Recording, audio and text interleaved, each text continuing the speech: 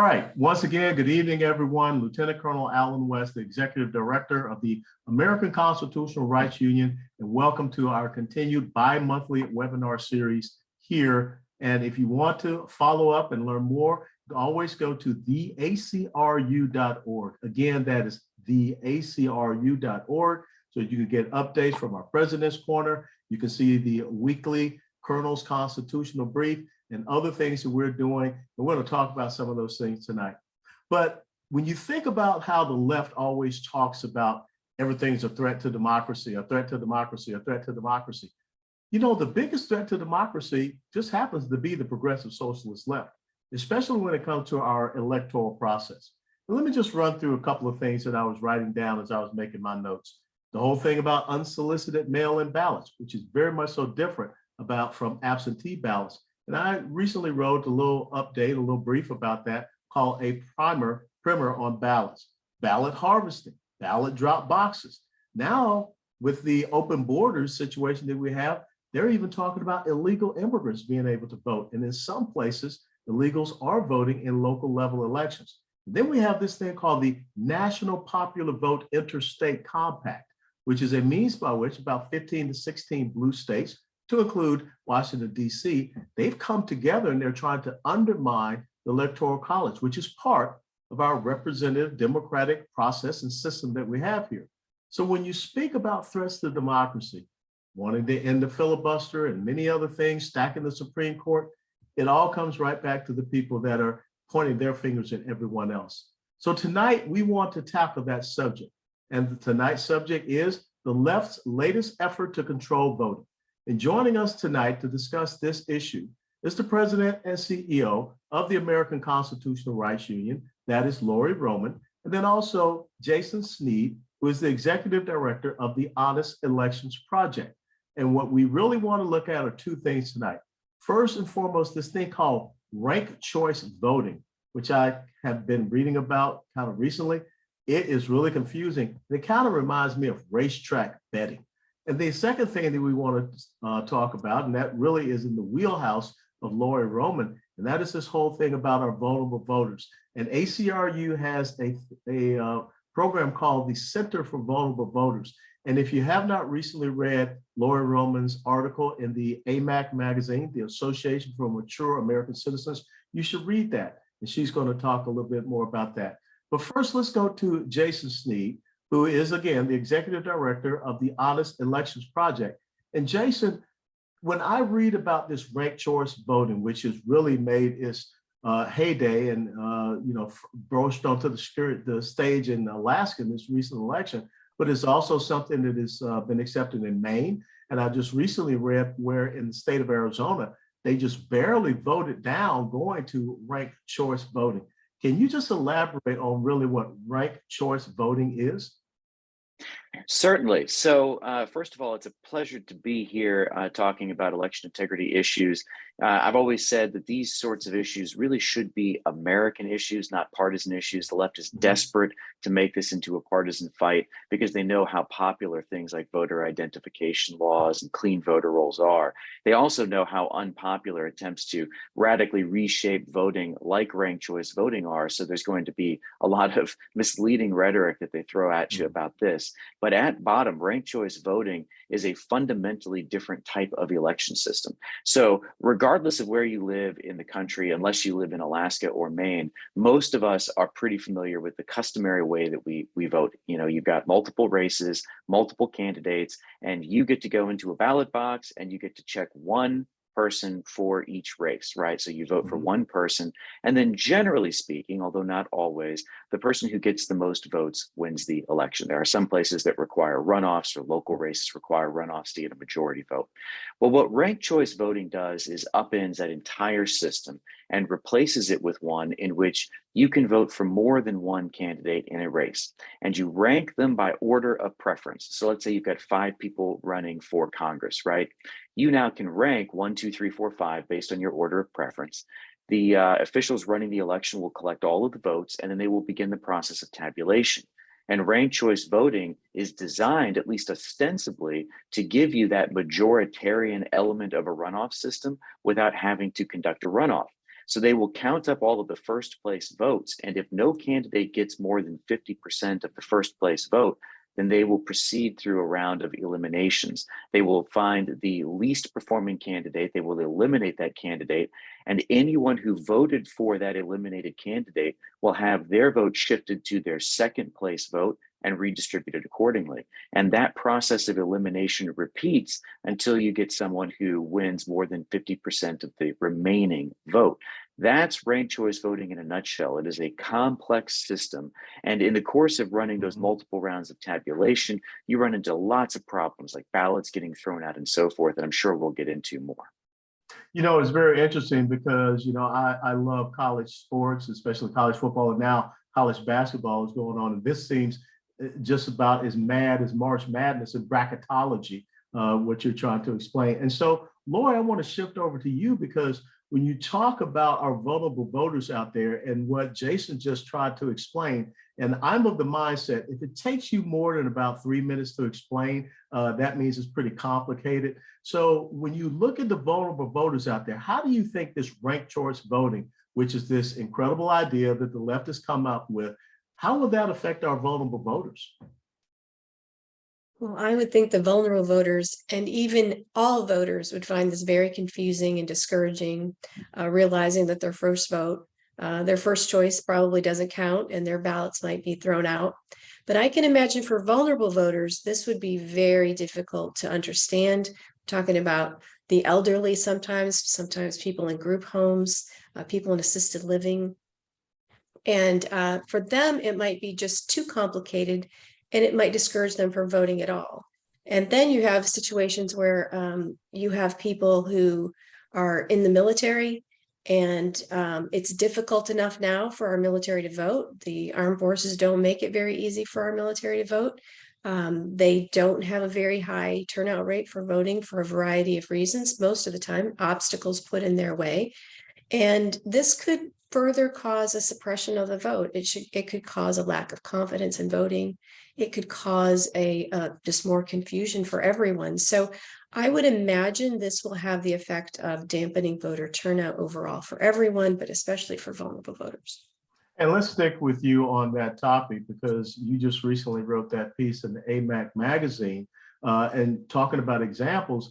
And let's elaborate how, with the current voting system that we had 100% reported cases of voting in memory care centers. Now, if you have a system like this, it seems to me it's going to be pretty difficult for someone in memory care to be voting with a system like this, which means to me, you're going to have more of this ballot harvesting and more of this fraud and this illicit malfeasance that we have seen so far. We already have ridiculous voter turnout rates. So as you know, in Wisconsin, where the state legislature appointed a special counsel to look into fraud in nursing home voting, we had 3 counties in Wisconsin where every single nursing home, including those with memory care units in them, had 100% voter turnout. Now, we know that's statistically impossible. We know that in every nursing home, there's going to be a number of people who are incapacitated, who have dementia, who are unable to vote. And so you look at that, you look at these already absurd turnout rates, and we know that there's fraud there. But now think about this, how much more fraud we will probably have to have, because there will be people that shouldn't be helping with ballots who will now have more of an opportunity to help check the ballot for someone, because the folks, even those who are able to vote, will find it confusing. So now there's more opportunity for fraud.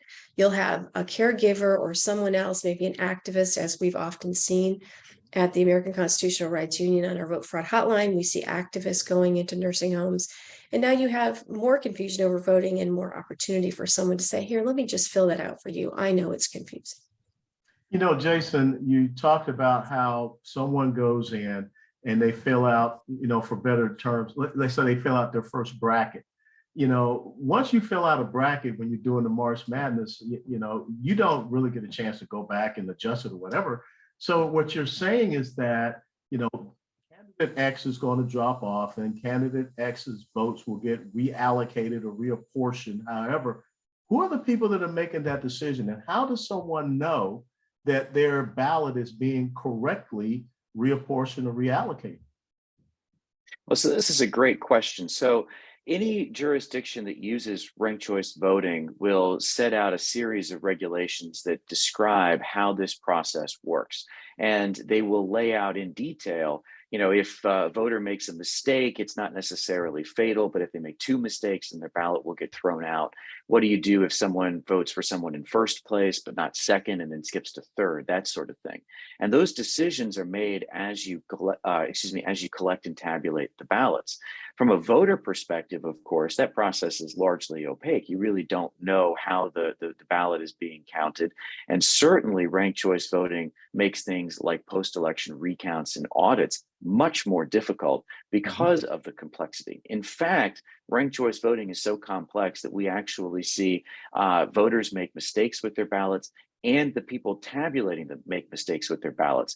And what comes to mind is a recent example in Oakland, California, where they use ranked choice voting. And that process actually led to the wrong person getting elected in a school board race. So there was a mistake that was made by several hundred voters where they did not vote for someone in first place. Now think about that for a second, because there's a bigger problem coming. But the ranked choice ballot was so complicated that lots of voters didn't know they were supposed to rank someone first. Now, the law says that in that instance, you're supposed to treat that as essentially a foul and move on to the second place category, but that wasn't done. So those votes were essentially eliminated, and that was enough to actually change the outcome of a school board race. So what ended up happening was one of the groups that is an expert in ranked choice voting, called Fair Vote, which is actually the biggest left-wing proponent of this, came in and did an outside audit, identified the problem, and then the candidate that properly was elected ended up having to sue, and just yesterday won his case and is going to get seated appropriately. That's 4 months after the election that we finally figured out who was actually supposed to be in that seat, and that mistake was not caught by the people who were tabulating votes.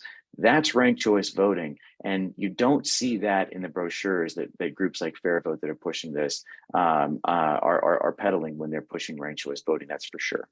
Well, let's stay on that, because it seems that we're always chasing the left. I mean, they can come up. Eric Holder wrote about this in April of 2020 with the unsolicited mail-in ballots, and we didn't shut that off. And next thing you know, that becomes a mantra, using COVID as an excuse. And now, when did this whole ranked choice voting come about? I mean, I heard about it, saw it was had been accepted in Alaska.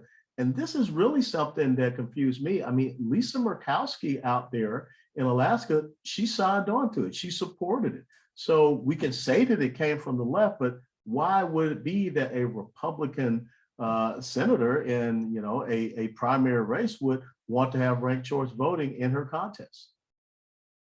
So one of the things that we're seeing when it comes to ranked choice voting is that it's being pushed alongside the elimination of party primaries. So states like Alaska are going to what they call Final Four or Final Five voting.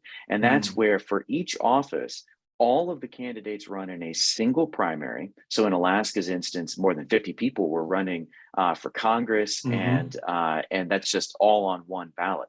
So then you vote for one of those people, and then the top vote getters move to the general election, and you use ranked choice voting to determine the winner. So in the Lisa Murkowski example, I think the political calculation there was she didn't want to face a party primary, and this sort of system allowed her to skirt that. And then, she ultimately got reelected. But getting rid of the party primary has become one of the signature things that the left is trying to do. So they get rid of the party primary, they get rid of the leverage that conservatives have in those primaries, and then they move to ranked choice voting for the general election. And this is something that's been going on and gradually building up steam for well more than a decade. Then it went statewide with Maine, then in Alaska, and now we're watching legislation and ballot measures pop up all over the country, trying to bring ranked choice voting first at the local level, then statewide, and then to the presidential level as well. Yeah, like I said, I just read where they narrowly defeated that resolution out in Arizona. And we know the problems that they just had in Maricopa County out there with the voting machines in primary Republican precincts, 59% of them going broken. So that's kind of suspect in Arizona. So Lori, let's shift back to you. And talk a little bit about the Center for Vulnerable Voters that we have at the American Constitutional Rights Union. It's very unique. And what does that enable people to be able to do? The Center for Vulnerable Voters is just the latest in an expansion of our project that started in January 2020 to protect the rights of vulnerable voters. So vulnerable voters would be people in the military serving overseas or active duty. That would be perhaps the elderly. It could be someone in a group home. It could be someone in a veterans home, assisted living. It would be anyone that could be homeless people. Who are vulnerable and could possibly have their votes stolen or suppressed. And for years and years, we've seen that this is, people have heard about this. Oh, there's fraud in nursing homes. And it was always an anecdotal thing. People complained about it. But until the American Constitutional Rights Union started this project in January 2020, no one had really systematically gone after this problem. And so we started working on it. We launched this project during the election year of 2020.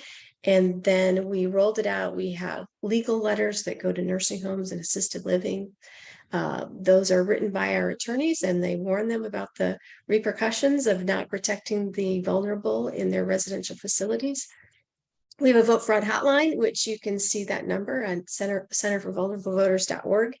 And we do training and offer materials for people who want to protect their family members, people who want to protect people in their own community. There's a citizen's guide for protecting vulnerable voters on that website.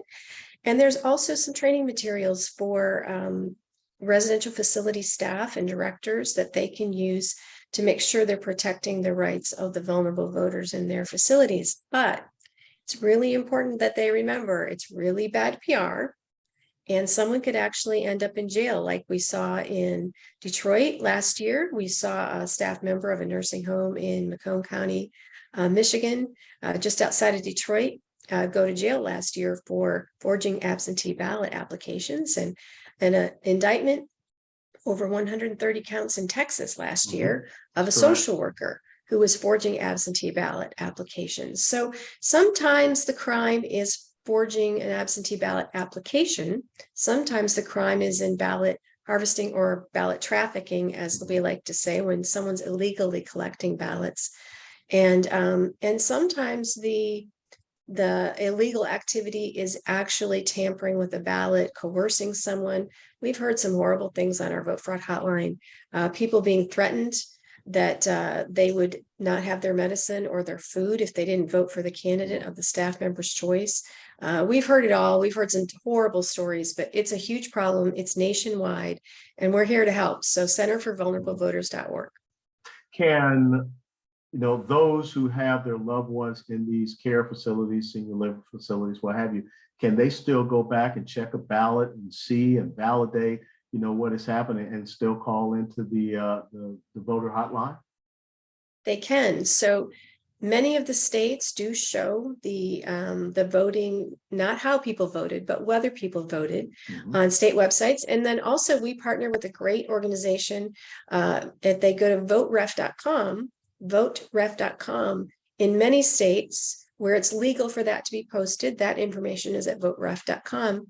And you can look and see if maybe grandma that has severe dementia, if she voted, but she doesn't know what day it is and she shouldn't have voted, then you can call our vote fraud hotline and report that. We do help families with sworn affidavits and the proper complaints to the proper officials. We take a variety of actions depending on the situation, including more legal letters to facilities, more training for facilities, and sometimes it takes taking it right to the authorities. In some states, that's the Attorney General. In some states, it might be the Secretary of State. But we will help you. We will assist you if you find something that looks suspicious. Hey, not just Chicago has dead people voting. So you can look and see if a loved one who's passed, if they're voting. It sounds funny, and we kind of make wisecracks about it, but it happens. Yeah. And so there are tools there to check on those things. Jason, the left is very good with manipulating language.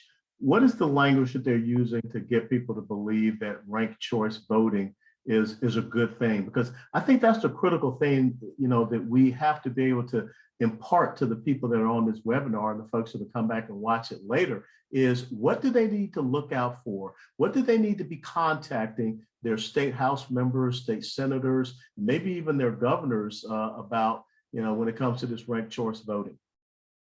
Well, they're very good at language. You're absolutely right about that. And when it comes to ranked choice voting, they like to spin a yarn that this leads to a more representative democracy. This leads to majoritarian elections, and this leads to nicer campaigns. And those are all things that most people at first blush will absolutely support.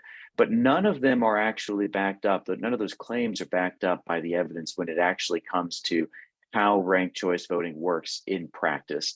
So let's start with the idea of majoritarian elections.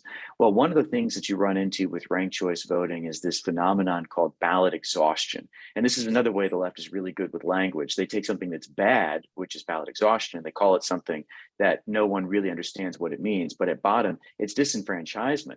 Because if you, the voter, only vote for one or two people in a ranked choice election, and it takes 3 rounds of elimination and your candidates are eliminated, your vote is eliminated as well. And it's not just eliminated from the votes for a particular candidate, it's eliminated from the total votes that were cast in that election. So it's as though you never showed up at all. And that actually happens all the time in ranked choice elections, so much so that the candidates that win, they only get a majority of the votes that are left, because so many votes have been thrown out that they actually still only got a plurality of all the votes cast. So they're good at presenting this, this yarn about how it leads to majoritarian elections. But because of this ballot exhaustion problem, so many votes can get thrown out that it doesn't actually deliver majority results, nor does it deliver nicer campaigns. The argument here is that to win an election in a ranked choice contest, candidates have to appeal beyond their base. So you have to get second and third place votes. But what you see, of course, in ranked choice voting is that you still need to do negative campaigning. You still need attack ads to win. That's just the way that politics works, fortunately or unfortunately. So those candidates will want to be the nice guy. They will want to look like the nice guy. They will be even more reliant on outside groups to do the dirty work for them. So, we call that independent expenditures, right? They're going to be more reliant on those outside groups launching the attack ads for them so they can appeal for those second and third place votes while someone else is doing the attack ads. Guess who funds those attack ads? It's going to be the same funders, the same unions, the same foundations on the left that are also funding the push for ranked choice voting. So in effect, you've got the elites on the left buying an entirely new system of voting that they will also have even more influence in than they have today. And that, again, is not something that you see on the posters for ranked choice voting. And then the final thing I'll mention here on the subject of representative democracy, ranked choice voting treats a first place vote the same as a fifth place vote. And that's a problem, because if you're talking about almost anyone, if you rank all 5 candidates in a race and you've got, in one corner, you've got a very conservative candidate, and then in the other corner, you've got a socialist, and then you've got several candidates in between. Odds are, if you're voting first for the conservative, your fifth place vote for the socialist is not a vote for the socialist, it's a vote against the socialist. But ranked choice voting treats all those the same. It doesn't make any distinction. So it manufactures this myth that you've got a more representative system, when in actuality, you've got a lot of voters who feel like they've got to rank everybody, even the people they don't support. And then those ranks get treated as votes if you get that far down the ballot. So it's a problem on all levels, but they do use those nice, rosy sounding phrases like representative democracy to push this. It just doesn't ever live up to the hype. So what is their attack against people that oppose ranked choice voting? I can hear it right now. I mean, you're a threat to democracy, blah, blah, blah, ad nauseum, ad infinitum. But what are specifically some of the things that they're saying about people that are in opposition to this? Well, they say that you're in favor of the existing hyper-partisan status quo. You want to preserve the two-party system. You're opposed to giving voters the freedom and flexibility to choose, more than one candidates, which literally, I mean, we have this this basic bedrock principle of one person, one vote in this country. Yes. And they're saying if we defend that, somehow we're undemocratic. But you're absolutely right. They generally will go for those 30,000-foot, high level arguments. They don't want to get too far into the weeds, because when they do, it actually time and again comes up short. And then you see those instances like what I mentioned in Oakland, where you have to wait 4 months to actually get to the end of an election and find out who actually got seated. And if it wasn't for an outside audit, we wouldn't even know there had been a problem. So, they do go on offense, and rather like a wounded animal backed into a corner, they will be very aggressive. But the bottom line is that what they're pushing doesn't work. And when you actually go to people and do focus groups or polling like we have done and explain what's going on, it's not very popular with real everyday Americans either, who don't like the idea of having to spend even longer casting a vote, even longer learning about candidates they don't like, and then feeling coerced into supporting candidates that they actively oppose. Many people aren't thinking about this, and this will be kind of like the last topic before we go to questions and answers. We are 1 year away from Super Tuesday next year, and here in Texas, that would mean the big primary vote that occurs here in Texas, and we would probably already had a couple of other early contests. What are we doing right now with the Honest Elections Project to better educate and better inform people, and how are you getting out there, especially I would think in those battleground states where the left is trying to push this? Like I said, it was just narrowly defeated in Arizona. We know how critical that is. What are we doing? Where's your priorities? How are you getting the message out about being opposed to ranked choice voting and the dangers thereof? Well, we've started a new conservative coalition called Stop RCV. We're delighted that ACRU was able to join that as well. This is designed to show that there is a conservative position on ranked choice voting, that we are opposed to it, because as we've talked about, the left is strategically going into particular states, finding conservative or right of center or Republican spokespeople to give this a veneer of bipartisanship. We want to show that's false. And so we've got this new coalition, Stop RCV. It's got a great website, stoprcv.com.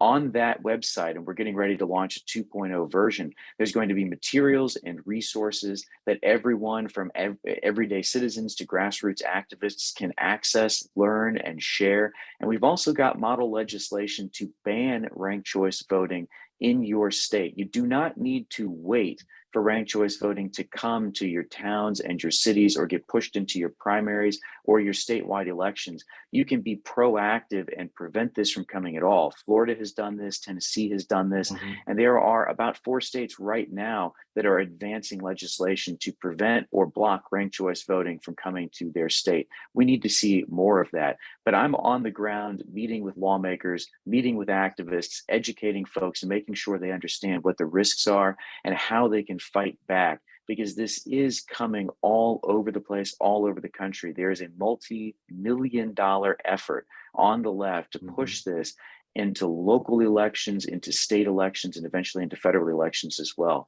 In terms of states that we're particularly paying attention to, Arizona is very likely to see a ballot measure bringing ranked choice voting to the state. That would be on the ballot in 2024. Missouri also. In fact, just today, ballot measures were filed for something called approval voting, which is a different variation of ranked choice voting. So we're watching those 2 states very carefully. Nevada is going to have a second vote on a ballot measure that would bring ranked choice to state elections. So we're watching those states, but we're also watching Alaska, because they used it in 2022 for the first time, and it went so poorly that there is now a repeal effort active in the state of Alaska. So we're watching that very carefully. And then the last state that we're watching is Utah, which is Republican controlled, but there was a big push to try to bring ranked choice voting to party primaries out there. So we're watching that one very carefully too.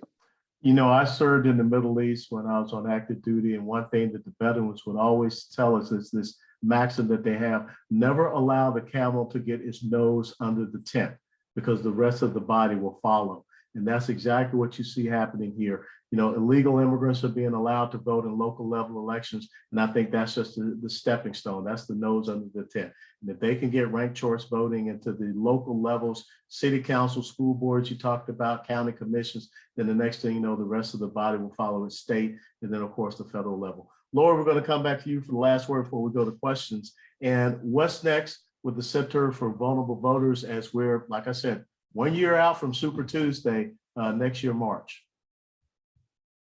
We are busy this year revamping some of our training materials to make it easier to understand, translating it into various languages for our training material. We have some already translated into Spanish, translating those for staff to use, also for citizens and family members to use. So a revamp of some training materials, and those will all be available at centerforvulnerableVoters.org. And then we have a pretty strong radio campaign in election years, so we will be working on some new radio ads for next year. And then, as always, we're writing a lot of letters, and we're sending a lot of letters to nursing homes, CEOs of nursing homes and other residential facilities across the country.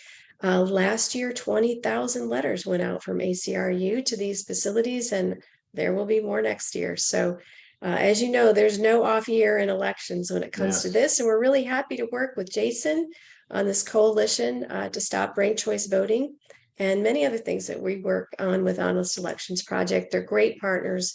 We love to work with them. And as our friend and board member, Ken Blackwell, always says, we're proud to be force multipliers for all of our friends and partners' work, and give them all the great credit that they deserve, but spread the word together. We're really, it's a great effort. We're also really happy about our effort, as you know, with AMAC, our joint partnership with AMAC, and Jason's not old enough, I don't think, to be a member of AMAC, but Alan and I are members of AMAC, and we have, and ACRU has a great partnership to spread the word. And I know we have some AMAC folks who are watching this webinar now, and some that will watch the recording, but really happy to partner with 2.3 million AMAC members who all are getting the information to learn how to protect their family members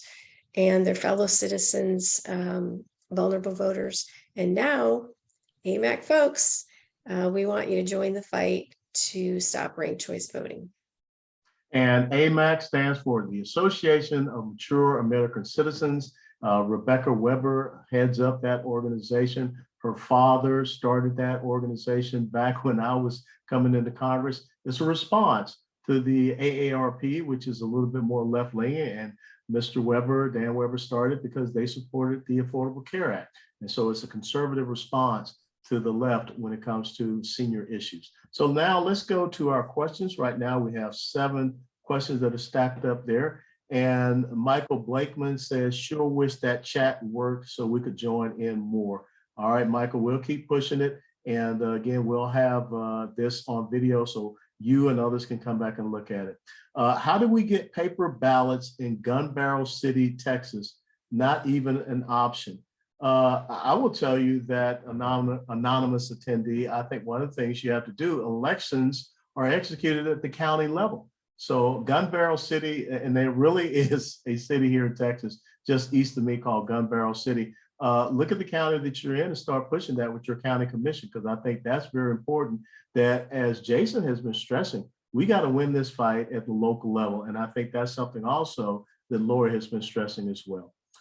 Ranked choice voting is another fraudulent scam. Check, and ballot system is not existent. Okay, why are Republicans supporting it? Okay, here we go. Rebecca Cardell, what happens if you don't fill in the last slots on the ballot? Does the ballot get thrown out altogether? And I'll go to Jason for that question. So the answer is it depends. It depends on who you voted for in the first slot, who wins the election, and how many rounds of tabulation that you have to go through. And I know that's not probably a particularly satisfying answer, but that is the world of ranked choice voting. There really are no satisfying answers. So let's say that you vote for, in any particular election, you vote for someone who gets eliminated early on, and you only vote for that person because, say, you have a principle that you're not going to rank someone you disagree with, and you've only got one horse in this race. Well, in that event, if your candidate is eliminated, then yes, your ballot is eliminated as well, at least as far as that race is concerned. And that phenomenon is called ballot exhaustion. And so many ballots can be thrown out because of that exhaustion problem that in the end, the person who wins can actually win with only a plurality of the total votes cast, and sometimes with only a fraction of the total votes cast actually counting in the final tabulation. Some of the studies out there on local races out in California, for instance, showed ballot exhaustion rates as high as 30%. So can you imagine any other law in the country that changed voting systems so much that 1 in 3 ballots would be thrown out by the end of the process, and the left would not be pouncing all over that, calling it voter suppression? And yet that's ranked choice voting in a nutshell. It's an absolutely bizarre system, and it turns our elections into a complicated black box where we really don't fully understand, what happens between the inputs, the votes, and the outputs, the results of elections. Chad G has the question: what actions are you taking to ensure that elections are being run fairly, even in states without ranked choice voting? Either one. Jason? Well, we are working with a number of conservative organizations, including AMAC, ACRU, and others, to track all of the various legislative activity that's taking place in states. And we're also monitoring the litigation which is taking place. We can't forget that the left uses every advantage they can to push their agenda. So what they can't get through legislatures in states, they will use the courts to try to accomplish. So we're engaged on both the public policy and issue advocacy side and on the litigation side, moving through state by state, meeting with lawmakers, trying to help push good policies and hold the line against bad ones. And the other big threat that we're seeing bubble up right now is the reemergence of zuck bucks and private funding in our election system, which we've been focused on for the last few months as we've watched the rollout of a new $80 million program from the Center for Tech and Civic Life, the same group that pushed hundreds of millions of dollars in zuckbuck private funding into election offices in 2020. It's called the U.S. Alliance for Election Excellence, and we've been doing all we can to expose what this new program is as they're going into election jurisdictions across the country, going directly into local election offices, offering huge sums of money and offering things like political and legal consulting, training, best practices, gathering data from these offices and using it to come up with what they term improvement plans. Again, with the language, they call them improvement plans, but they're really designed to reshape the way election administration is done at the local level to fit their particular progressive agenda and turn election offices, which are supposed to be neutral, nonpartisan, and follow the law, turn them into activist bastions that further their agenda. They are working in states across the country, including in states that have banned private funding. Georgia, for instance, banned private funding, and yet CTCL evaded that law and pushed $2 million into DeKalb County, Georgia. So we've got a new report on honestelections.org detailing exactly what this is. This is also something that we are following very closely, exposing what's going on behind the scenes and developing things like model legislation to try to stop this from happening again. And Zuckerbucks, for everyone out there, Harris County is the largest county in the state of Texas. That's Houston area, third largest county in the United States of America. Zuckerbucks went straight into the supervisor of elections office there. And also Zuckerbucks bought election machines and materials down in Webb County, which is Laredo, right along the border. Guess what that is for? Next question. George Umansky is the next question. Recently, Florida, Missouri, and West Virginia have decided to opt out of the ERIC system, ERIC, for voter roll management. I am worried that this will allow even more fraud as they slowly transfer to a new system by those election supervisors who might leverage this to help sway an election for their party. Your thoughts or insights on this? First and foremost, George, I will tell you that ERIC, if you do the background research, This is a progressive socialist leftist program. They're using this to data mine people and voters. So that's why you see these states, Florida, Missouri, and West Virginia, backing out of the ERIC system. And we need to have more red states backing out of the ERIC system. But I'll let Jason and Lori chime in on that as well. Well, I certainly think that states need to be doing much, much more to clean up voter rolls, particularly blue states. This is a problem. They do not want to clean up voter rolls. And so we actually see a tremendous amount of bloat, inaccuracies. And then, of course, they're also pushing policies to move to all mail elections. So not only do they want to have inaccurate voter rolls, but they also want to send a ballot to every person on those voter rolls. They, of course, don't want you to have to show ID or even do a meaningful signature provision, and they want to allow vote harvesting. So at the very least, these inaccurate voter rolls are leading to a massive amount of wasteful spending as you're mailing ballots out to everybody. And at the very worst, they're creating opportunities for fraud. ERIC was originally designed as a system that was supposed to help clean up the rolls, but what we have seen over time is that the blue states that are part of the ERIC system have not used the data they were getting to actually clean up their voter rolls in a meaningful sense. The red states in many cases were, but the blue states were not. So that was a huge problem that they were working through. So, we're still digesting the news about the removal of these states from ERIC, but certainly we do need to be exploring new ways, I think, at this point, to make sure that we can get good interstate data and actually keep our voter rolls clean, which is a constant effort and something that not just my group, but a number of other conservative organizations are tangling with states in court to actually try to get them to fulfill their obligations under federal law to maintain clean and accurate voter rolls. And I think I'm sorry, Lori, go ahead. I was just going to say, a few years back, the American Constitutional Rights Union sued Broward County, Florida, where they admitted in court that for 3 years they did not remove one person who had moved or died in Broward County. That was back before the whole cleanup happened, and we're happy to say that the whole cleanup, as in the election officials were pushed out by the governor for not malfeasance, really, for not doing a good job. But when the American Constitutional Rights Union sued them, they admitted openly in court that, yeah, of course, they just didn't bother. People died in Broward County. They stayed on the rolls. And so you have to at that point anticipate that this is done on purpose. It is done perhaps so that there are extra people on the voter rolls so that people can go vote in their place. When it's so blatant and it seems so purposeful, you have to question the motive, and that perhaps that motive is to make it easier to cheat. You just have to. We found that even with very expensive litigation, even with the county admitting that they had broken federal law in the way they handled the voter rolls for 3 years, the judges still did not find against the county, because the county came in and said, yeah, but you know what, ever since we got sued by these people, now we're cleaning up the voter rolls. And the judges went, oh, well, that's good enough. It's okay. Yeah, you did break federal law, but as long as you're trying now. So, okay, so I paraphrase, but that's just about what it was. So it's very difficult when the left wants to behave badly. They seem to find plenty of ways to behave badly. And I will tell you, I'm quite familiar with Broward County and Palm Beach County. Those two counties were part of the congressional district that I represented. Brenda Snipes of Broward County, Susan Bucher in Palm Beach County, two of the most corrupt. And the other one was up in St. Lucie County. That's Gertrude Walker. Three very corrupt people.